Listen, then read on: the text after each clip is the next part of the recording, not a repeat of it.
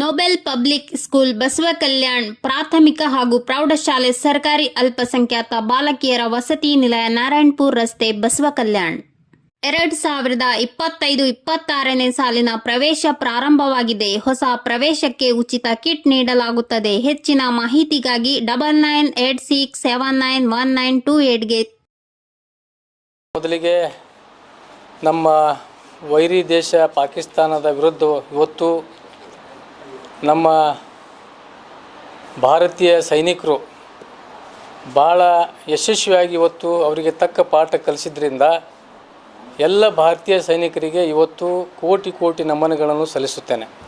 ಅದರ ಜೊತೆಗೆ ಕೇಂದ್ರ ಸರ್ಕಾರಕ್ಕೆ ಕೂಡ ಅಭಿನಂದನೆಗಳು ಸಲ್ಲಿಸ್ತೇನೆ. ಇವತ್ತು ಪತ್ರಿಕಾಗೋಷ್ಠಿಯಲ್ಲಿ ಇನ್ನೊಂದು ವಿಷಯ ಏನಂದರೆ, ತಮಗೆಲ್ಲರಿಗೂ ಗುರ್ತಿದ್ದ ಹಾಗೆ ಯತ್ನಾಳ್ ಅವರು ಈಗಾಗಲೇ ಸತತವಾಗಿ ಒಂದು ತಿಂಗಳಿಂದ ರಾಜ್ಯದ ಜನರಿಗೆ ಏನೋ ಒಂದು ತಪ್ಪು ಸಂದೇಶ ಕೊಡ್ತಾ ಇದ್ದಾರೆ. ಅದಕ್ಕೆ ಖಂಡಿಸುತ್ತಾ ಇವತ್ತು ಮತ್ತೊಮ್ಮೆ ಅವರಿಗೆ ನಾವು ಎಚ್ಚರಿಕೆ ಕೊಡಲಿಕ್ಕೆ ಇವತ್ತು ಇಚ್ಛೆ ಪಟ್ಟಿದ್ದೇವೆ. ಯಾಕಂದರೆ ಈಗಾಗಲೇ ನಮ್ಮ ಸಚಿವರಾದ ಮಾನ್ಯ ಶಿವಾನಂದ ಪಾಟೀಲ್ ಅವರು ಹೇಳಿದ ಹಾಗೆ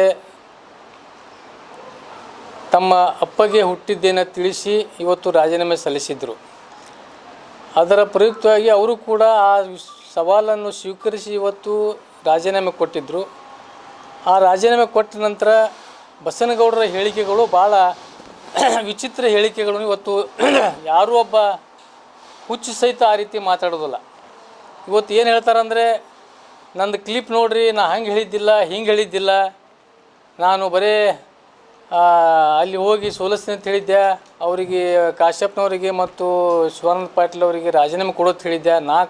ನೀವು ರಾಜೀನಾಮೆ ಕೊಡೋದು ಹೇಳಿದ್ರೆ ಮತ್ತು MLA ಆಗಿ ಉಳಿದು ಅವರಿಗೆ ರಾಜೀನಾಮೆ ಕೊಡೋದು ಹೇಳಿದ್ರೆ ಮುಂದೆ ಏನಾಗ್ತಂದ್ರೆ, ಈಗಾಗಲೇ ಶಿವಾನಂದ ಪಾಟೀಲ್ ಅವ್ರು ಹೇಳಿದ ಹಾಗೆ ಇವರೊಬ್ಬ ಮೋಸಗಾರ. ಯಾಕೆಂದರೆ ಇವರು ರಾಜೀನಾಮೆ ಕೊಟ್ಟ ನಂತರ ಕೊಟ್ಟಿಲ್ಲ ಅಂದರೆ ಹೆಂಗಂತೇಳಿ ಈಗಾಗಲೇ ಅವರು ಕೂಡ ತಮ್ಮ ಪತ್ರಿಕಾಗೋಷ್ಠಿಯಲ್ಲಿ ಹೇಳಿದ್ದಾರೆ. ಅದರಾಗ ಇವರು ಹಿಂದಿನ ಇತಿಹಾಸ ನೋಡಿದ್ರೆ ಇವರು ಸಾಕಷ್ಟು ಸಲ ಪ್ರತಿಯೊಂದು ವಿಷಯದಲ್ಲಿ ಯಾರ್ಯಾರಿಗೆ ಏನೇನು ಮೋಸ ಮಾಡಿದ್ರು ಇಡೀ ಜಿಲ್ಲೆಗೆ, ಇಡೀ ರಾಜ್ಯಕ್ಕೆ ಗುರ್ತಿದೆ. ಅದಕ್ಕಾಗಿ ಇವತ್ತು ಈಗ ಮುಂದೆ ಏನಾಗ್ತದಂದ್ರೆ, ಇವ್ರು ಸಪೋಸ್ ರಾಜೀನಾಮೆ ಕೊಟ್ಟು ಅಲ್ಲಿ ಹೋಗಿ ಸ್ಪರ್ಧೆ ಮಾಡ್ಲಿಕ್ಕೆ ನಿಂತರ ಶಿವಾನಂದ ಪಾಟೀಲ್ ಅವರು ಇವ್ರು ಮತ್ತೇನು ಹೇಳ್ತಾರಂದ್ರೆ, ನನ್ನ ಕ್ಲಿಪ್ ನೋಡ್ರಿ, ನಾ ಹಂಗೆ ಹೇಳಿದ್ದಿಲ್ಲ, ನಾನು ನಾಮಪತ್ರ ಎಲ್ಲಿ ಸಲ್ಲಿಸ್ತೀನಿ ಅಂತ ಹೇಳಿದ್ದೆ, ಅವರ ವಿರುದ್ಧ ಸ್ಪರ್ಧೆ ಮಾಡ್ತೀನಿ ಅಂತ ಎಲ್ಲಿ ಹೇಳಿದ್ದೆ ಅಂತ ಹೇಳೋರು ಇವರು. ಮುಂದೆ ಏನು ಮಾಡ್ತಾರಂದ್ರೆ, ಈಗ ಇದು ಹಿಂಗೆ ಹೇಳಕತ್ತಾರ, ಮುಂದೆ ಸ್ಪರ್ಧೆಗೆ ಜೇರ್ಕರ್ತ ಶಿವಾನಂದ ಪಾಟೀಲ್ ಹೇಳಿದ್ರೆ ನಾ ಬರೀ ಅಲ್ಲಿ ಬಂದು ಸೋಲಿಸ್ತೀನಿ ಅಂತ ಹೇಳಿದ್ದೆ. ಯಾಕಂದ್ರೆ ನಾ ಸ್ಟಾರ್ ಪ್ರಚಾರಕ್ಕದೀನಿ, ನಾ ಬಂದು ಅಲ್ಲಿ ಭಾಷಣ ಮಾಡಿ ನಾ ಮತ್ತೊಬ್ರು ನಿಂದಿಸಿ ಏನರ ಹೇಳಿ ಮತ್ತು ನಾ ಎಲ್ಲಿ ಹಂಗೆ ಹೇಳಿದ್ದೆ, ನಾ ನಾಮಪತ್ರ ಸಲ್ಲಿಸಿ ಅವ್ರ ಜೊತೆ ಸ್ಪರ್ಧಿಸಿ ಸೋಲಿಸ್ತೀನಿ ಅಂತ ಹೇಳಿದ್ದಿಲ್ಲ, ಬರೀ ಸೋಲಿಸ್ತೀನಿ ಅಂತ ಅಷ್ಟೇ ಹೇಳಿದ್ದೆ. ಈ ರೀತಿ ಹೇಳುವಂಥದ್ದು ಜಾಯಮಾನ ಯತ್ನಾಳ್ ಅವ್ರದ್ದು ಇದೆಲ್ಲ ಜಿಲ್ಲೆಯ ಜನತೆಗೆ, ರಾಜ್ಯದ ಜನರಿಗೆ ಗೊತ್ತಾಗ್ತಾಯಿದೆ ಬಂಧುಗಳೇ. ಅದಕ್ಕಾಗಿ ಮತ್ತೊಮ್ಮೆ ಯತ್ನಾಳ್ ಅವರಿಗೆ ಹೇಳುವುದೇನೆಂದರೆ, ತಮಗೇನಾದರೂ ನೈತಿಕತೆ ಇದ್ದರೆ ತಾವು ನಿಜವಾಗಿ ತಮ್ಮ ಅಪ್ಪಗೆ ಹುಟ್ಟಿದರೆ, ಯಾಕಂತ ನೀವೇ ಹೇಳಿದ್ರಿಂದ ಮತ್ತು ತಾವು ಅದು ತೋರಿಸ್ಕೊಡ್ಬೇಕಾಗಿತ್ತು. ಅದಕ್ಕಾಗಿ ಇವತ್ತು ಈ ಏನು ಸವಾಲನ್ನು ಸ್ವೀಕಾರ ಮಾಡಬೇಕಾಗಿತ್ತು, ಈ ಸವಾಲಕ್ಕೆ ಹಿಂದೆ ಸರಿದು ಇವತ್ತು ಏನೇನು ಹುಚ್ಚುಚ್ಚರಾಗಿ ಏನಾದರೂ ಮಾತಾಡ್ಕೊತು ಮಾಧ್ಯಮ ಮುಂದೆ ನಿಂತು ಏನಾದರೂ ಹೇಳೋದ್ರಿಂದ ಇದು ಸರಿಯಾದದ್ದು ಬಾಲಿಸ್ತನದ್ದು ವಿಚಾರಕ್ಕೆ ನಾನು ಹೇಳೋಕ್ಕೆ ಇಚ್ಛೆ ಪಡ್ತೇನೆ. ಅದಕ್ಕಾಗಿ ಇವತ್ತು ಶಿವಾನಂದ ಪಾಟೀಲ್ ಅವರ ಒಂದು ಸವಾಲಿಗೆ ಹಿಂದಕ್ಕೆ ಸರಿದು ಇವತ್ತು ಏನು ಸ್ಪರ್ಧೆಗೆ ಇಳ್ಳಾರ್ದೆ, ರಾಜೀನಾಮೆ ಕೊಳ್ಳಾರ್ದೆ ಏನೋ ಒಂದು ಇದು ವಿಚಾರ ಮಾಡಿದ್ದಾರೆ ಮಾನ್ಯ ಯತ್ನಾಳ್ ಅವರು.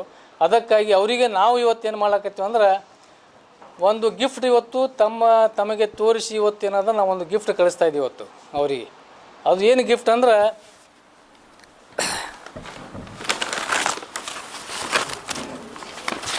ಒಂದು ಇಲ್ಕಲ್ಲ ಸೀರೆ.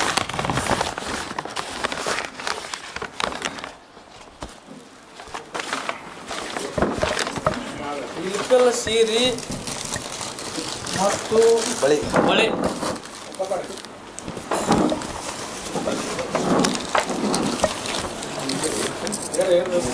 ಅದು ಇವತ್ತು ಇದು ಅವರಿಗೆ ನಾವು ಕೊರಿಯರ್ ಮುಖಾಂತರ ಏನದ ಇವತ್ತು ಅದು ಅವರಿಗೆ ಕಳಿಸ್ತಾ ಇದ್ದೀವಿ. ಏನು ಇದು ಅವ್ರು ಸ್ವೀಕಾರ ಮಾಡ್ಬೇಕಂತೇಳಿ ಅವರಲ್ಲಿ ವಿನಂತಿ ಮಾಡ್ತೀವಿ.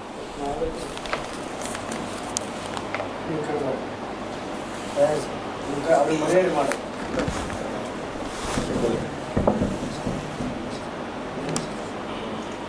ಒಂದು ಇದರಿಂದ ಇನ್ನೊಂದು ಕ್ಲಾರಿಫಿಕೇಶನ್ ಏನಂದ್ರೆ ಇದು ಯಾವುದೇ ಒಂದು ಮಹಿಳೆಗೆ ಅವಮಾನ ಮಾಡುವಂಥ ಪರಿಸ್ಥಿತಿ ಇಲ್ಲ ಇವತ್ತು. ಯಾಕಂದರೆ ಮಹಿಳೆ ಕೂಡ ಇವತ್ತು ತಾವು ನೋಡಾಕತ್ತೀರಿ ನಮ್ಮ ಮಿಲಿಟ್ರಿಯಲ್ಲಿ ಮುಖ್ಯ ಅವರು ಇಬ್ಬರು ಮಹಿಳೆಯರು ತಮ್ಮ ದಿಟ್ಟತನ ತೋರಿಸಿ ಇವತ್ತು ಏನು ಒಂದು ಪಾಕಿಸ್ತಾನಕ್ಕೆ ಒಂದು ಪಾಠ ಕಲಿಸ್ತಾ ಇದ್ದಾರೆ. ಇದು ಭಾಳ ಹೆಮ್ಮೆಯ ವಿಷಯ. ಅದಕ್ಕಾಗಿ